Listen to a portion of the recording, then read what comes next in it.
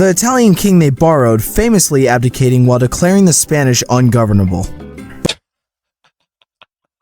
Alright, history of Spain. Fun fact, I never really cared about Spanish history. Yeah, so this video is low-key warranted because, a lot of European history, interesting, but Spanish history, bro, I just never really cared about it. I'm aware that Spain is very important in history, but I just not really cared about it. I just did not really find it that interesting. But we got to give it a chance. So, Spain, a land marred by the scars of its past, a land almost synonymous with empire, having been under the yoke of so many foreign rulers that even they began to lose count, a land whose very own empire would stand the test of time and dramatically change the course of Mesoamerican history, and yet somehow managed to avoid 2 world wars, all this and more in...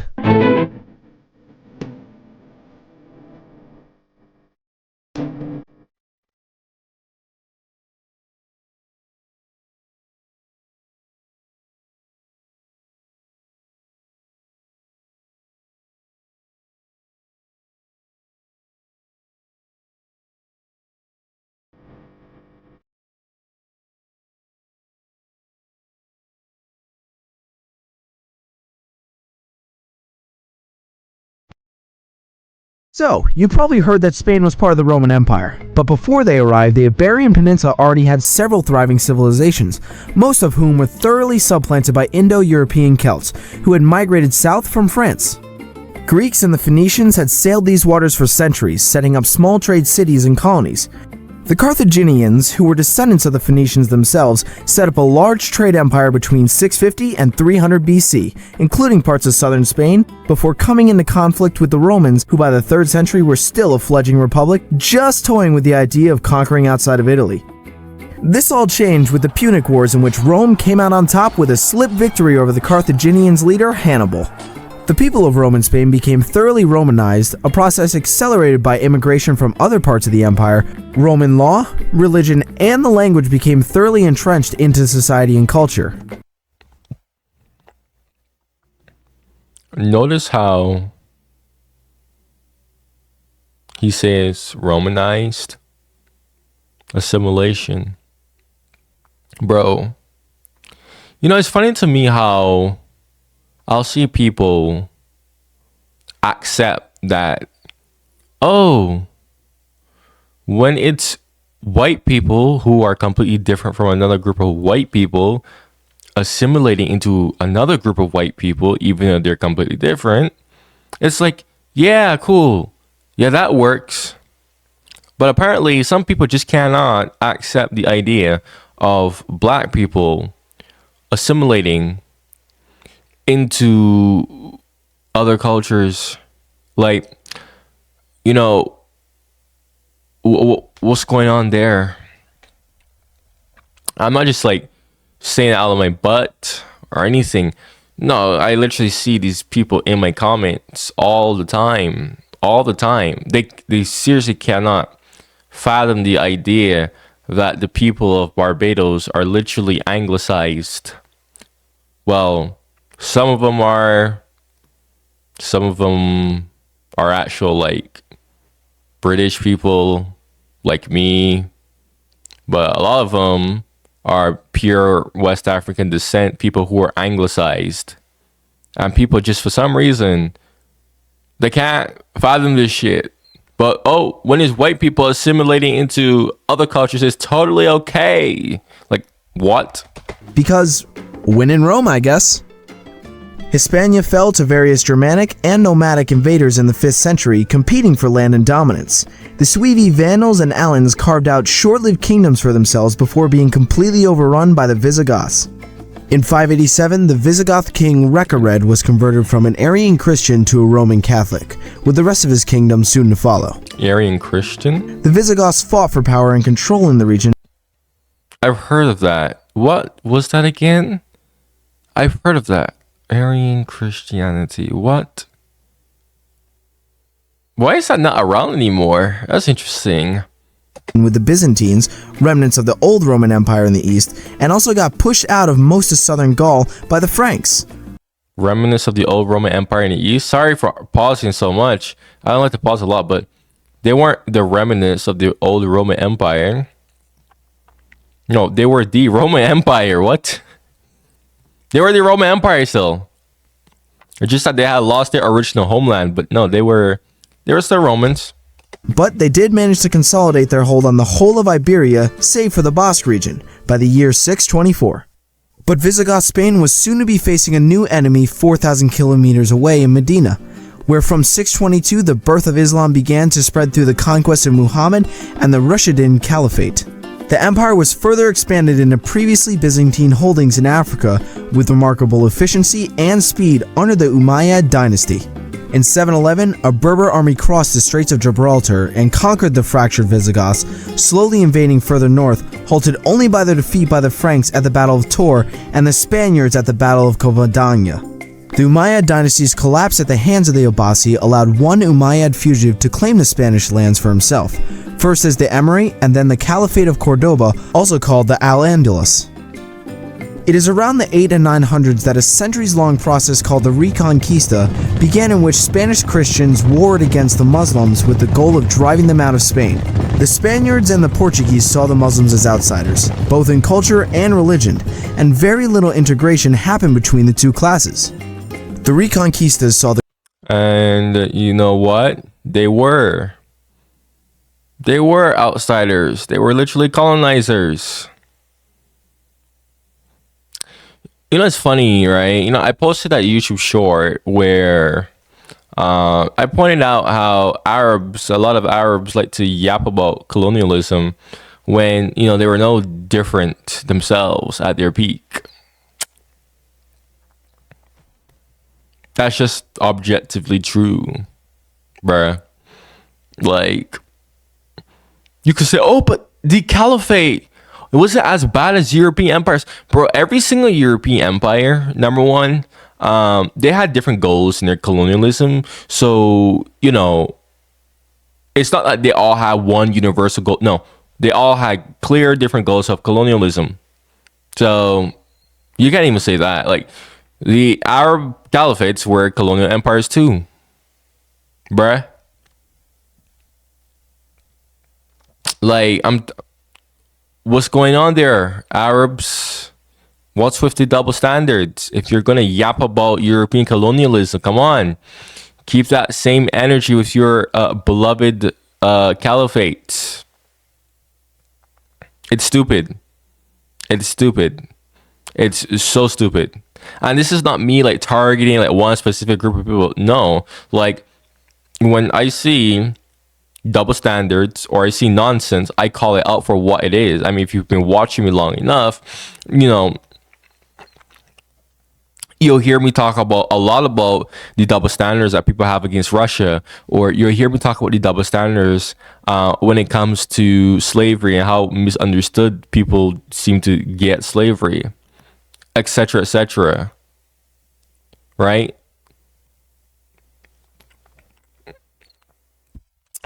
I'm just saying, bro. The Christian domains in the north increase in size and the southern Muslim kingdoms fracture into the Taifa state until the Almohads united them again in the 12th century.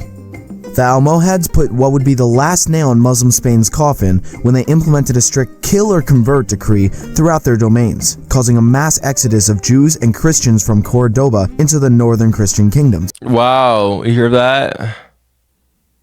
Kill or convert. Wow. That is very, very, I mean, wow. I mean, that's just plain out colonialism, Arabs. Why do I not hear Arabs talking about this? But they want to go and talk about European colonialism all the time, every single second. You know, they want to go look at me and say, oh, I'm kissing up to my colonizers, blah, blah, blah. Bruh.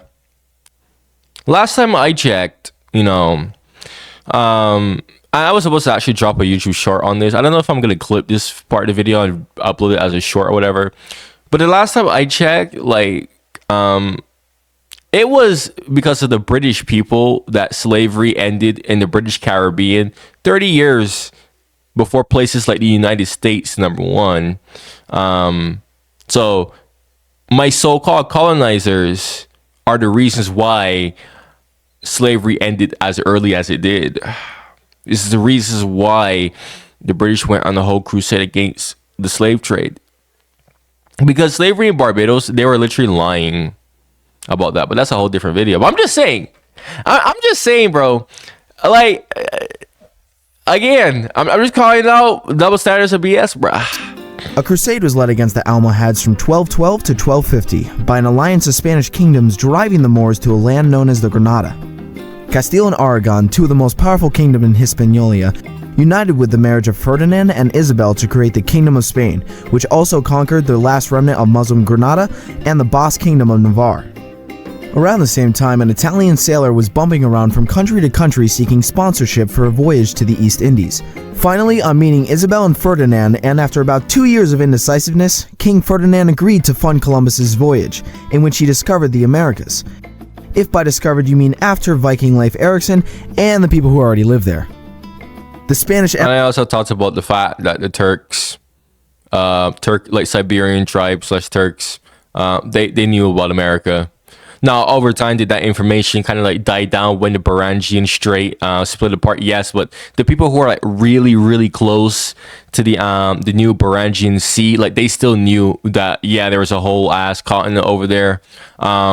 In fact, many people were going back and forth before the Beringian Strait split apart into the sea between Alaska and Siberia. So like back and forth. So empire in the Americas would change the world forever, at first propelling Spain to superpower status.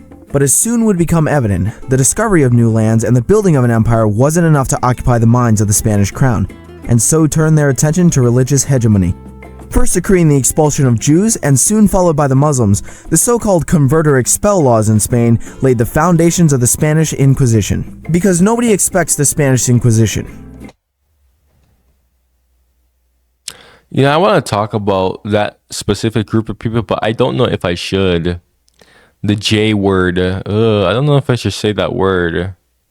Now, again, you might be saying, oh, but look at what the Spanish are doing.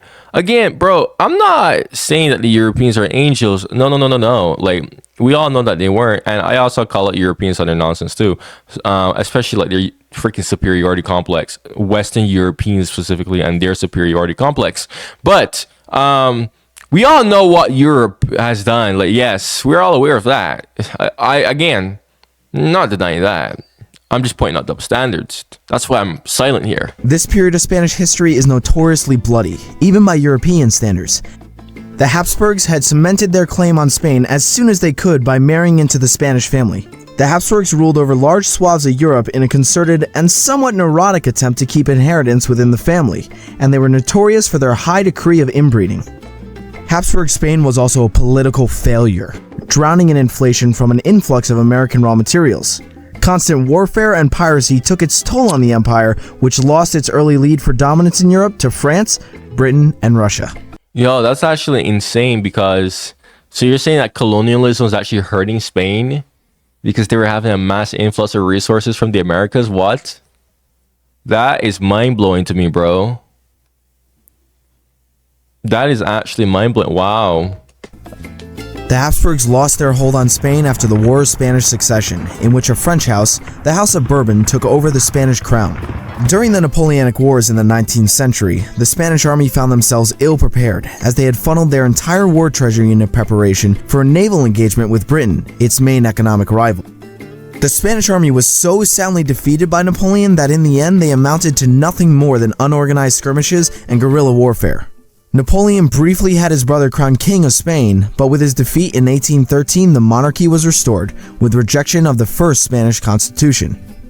This led to a turbulent time in Spain, with revolutions and counter-revolutions for the next half-century. In 1873, the monarchy was abolished and the First Spanish Republic founded. The Italian king they borrowed, famously abdicating while declaring the Spanish ungovernable.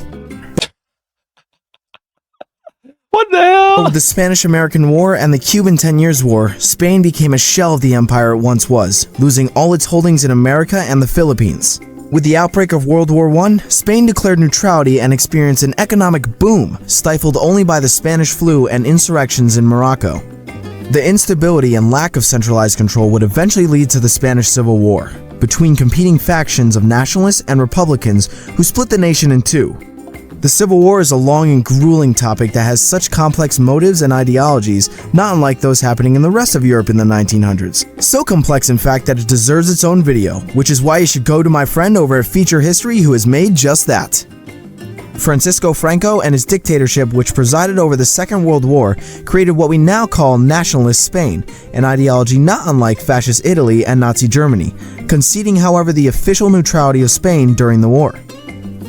With his death in 1975, he decreed the restoration of the monarchy with full autocratic powers, but was marred in King Juan Carlos's decision to seek a constitutional monarchy for the kingdom.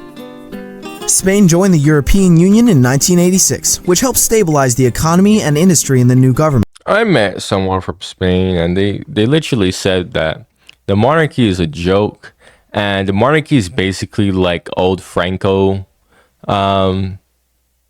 It's basically like a puppet.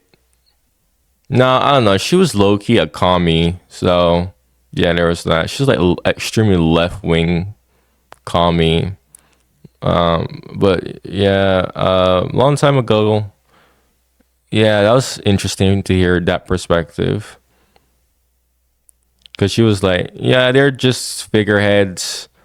She says, Spain is still like what it was under Franco, but they just have the monarchy there to basically like shun that, to appear like, oh, we're different, but there are people in the shadows still controlling things like how it was under Franco. So basically just figureheads, really and truly.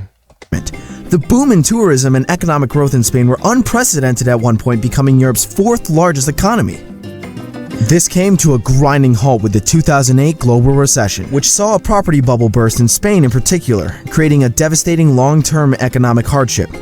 Spain also currently has a few other issues on its plate, including a secessionist movement in Catalonia, a historically distinct culture region on the southeast, and the European migrant crisis beginning in 2015.